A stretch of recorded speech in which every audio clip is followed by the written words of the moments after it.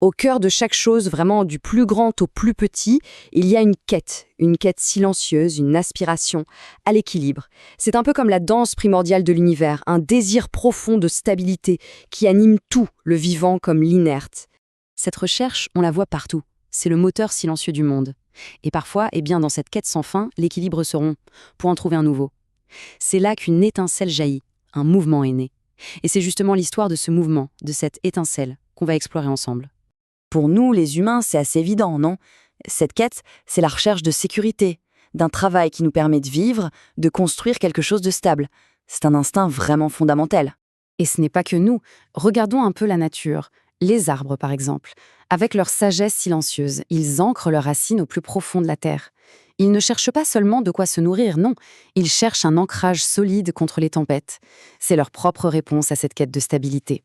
Et ce qui est absolument fascinant, c'est que ce principe, il s'applique jusqu'à l'infiniment petit. Oui, même les atomes, les briques de base de notre univers, passent leur temps à gagner ou perdre des électrons, juste pour atteindre cet état d'équilibre parfait. Alors, la question se pose, comment cette quête atomique de stabilité arrive à donner naissance à l'une des forces les plus puissantes que l'on connaisse? Pour le découvrir, il va falloir s'aventurer dans l'infiniment petit. Bon, pour comprendre l'électricité, on va devoir oublier un instant les câbles ou les ampoules. Non, il faut regarder bien plus profondément. Notre voyage, il commence dans le monde invisible de l'atome. L'électricité, elle est partout, dans les éclairs, dans nos appareils et même dans les signaux qui parcourent notre cerveau. Mais sa véritable source, son origine secrète, elle se trouve ici, dans la structure de ces toutes petites particules qui composent absolument tout ce qui nous entoure. Chaque atome a une structure bien précise. Au centre, on trouve un noyau, très dense, qui abrite les protons, chargés positivement, et les neutrons, qui sont neutres. Et tout autour de ce cœur, dans une sorte de balai incessant, tourbillonnent les électrons, qui, eux, portent une charge négative.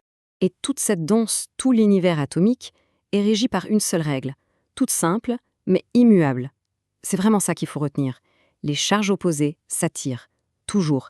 Les protons positifs attirent les électrons négatifs, alors que les charges identiques, elles, se repoussent. C'est cette tension fondamentale qui maintient l'atome en un tout.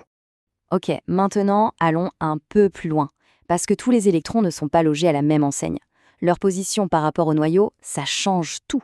Ça détermine tout leur potentiel. L'image qu'on a souvent avec les électrons qui tournent comme des planètes, c'est une simplification. En réalité, ils occupent des zones, des niveaux d'énergie.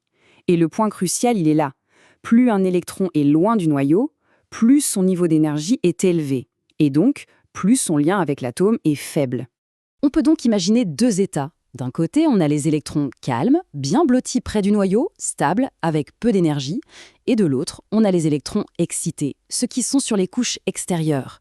Eux, ils vibrent avec une énergie bien plus grande, ils sont plus instables et beaucoup plus susceptibles de partir à l'aventure. Ces électrons des couches externes, ils ont un nom. On les appelle les électrons de valence. Et ce sont eux les vrais héros de notre histoire. Ce sont les messagers, les voyageurs. C'est par eux que tout va arriver. Au cœur de chaque atome, il y a cet équilibre, presque un silence entre le positif et le négatif. Mais l'univers n'est jamais vraiment statique. Il est mouvement, tension, changement. Alors, que se passe-t-il si cette paix si fragile est soudainement brisée? Nous voilà arrivés au moment décisif, l'instant où le potentiel devient réalité. L'instant qu'on peut appeler le saut créateur. Tout commence avec un seul électron de valence. Un de ces voyageurs un peu instables qui, tout à coup, perçoit l'opportunité d'être plus stable ailleurs. Alors il saute. Il quitte son atome pour en rejoindre un autre. Et cette minuscule évasion, ce simple départ, va absolument tout changer. Parce que ce premier saut, il en entraîne un deuxième, qui lui-même en entraîne un troisième. C'est un effet domino. Un électron en pousse un autre, créant une immense réaction en chaîne.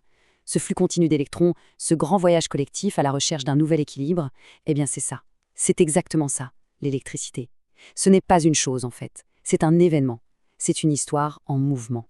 Pour vraiment saisir la nature de cette force, il faut changer de perspective. Il ne s'agit plus seulement d'étudier des particules. Non. Il faut adopter leur logique, comprendre leur quête. Pour bâtir notre monde, on a dû apprendre à penser comme eux, à imaginer les chemins de leur quête. Finalement, dans leur quête incessante de stabilité, ces électrons nous ont offert bien plus qu'une simple source d'énergie. Ils nous ont donné un pouvoir nouveau, une force qui a non seulement changé le cours de l'histoire, mais qui, aujourd'hui encore, continue d'alimenter le moteur même de notre imagination.